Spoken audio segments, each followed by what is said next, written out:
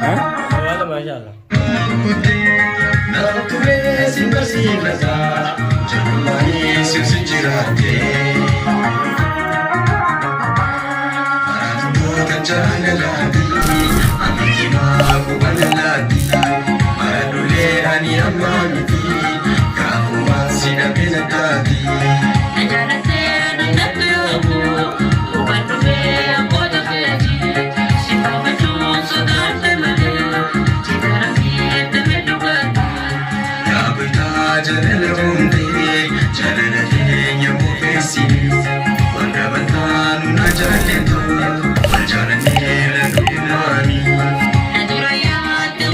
Assalamualaikum warahmatullahi wabarakatuh. Kami dari sana sengaja saja.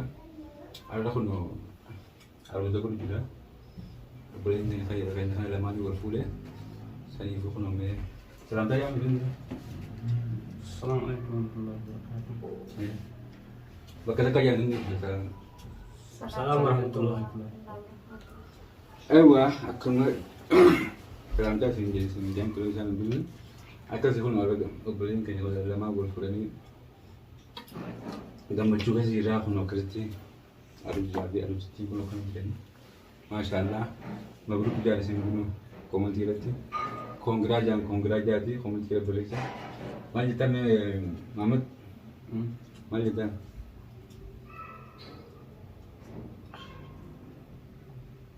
ama gaya tu, gambar juga sih rah tu.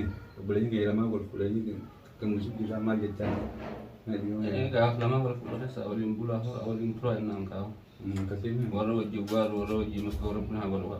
Ayah kedua ada pun suka baca nama kemudian ada. Jual lama berpuluh arus tu jual orang pernah baru jual orang.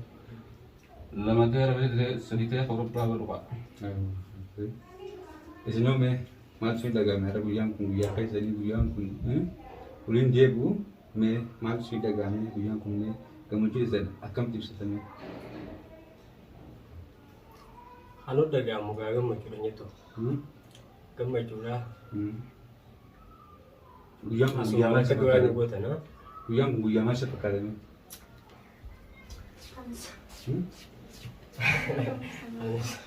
Buyang nak kena kumbai dahulin dia bu. Anak buaya bereda ada tu. Si bereda itu buyang. Aywa. Buyang buaya ada di buah tu lebih dan anu ni. Gapa kayaknya mau ditinggal apa nanti tu. Iya kan. Garam kulit ada kan aja buaya cumber. Izani gambar dia kemudian nanti itu. Buat tu sudah gambar itu. Gerakan ada nama dia. Kasih itu. Orang kata wajib harus nak tu. Kasih itu insyaallah. Harus dah kaya kita maju sini aku tu. Kasih itu. Video balik tu ujar berah.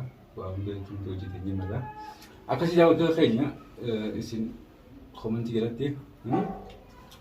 Mabul kita je tu. Mabul kita je. Komen tiga ratus. Berasa begini jenna. Kasih dua ibu dah begini jenna. Assalamualaikum warahmatullahi wabarakatuh. Kayaknya si falete, ama baru tanggalan nahda.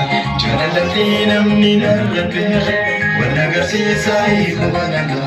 Kayaknya si falete, ama baru tanggalan nahda. Jangan tinam ni narape, wala kasi sai ko banaga.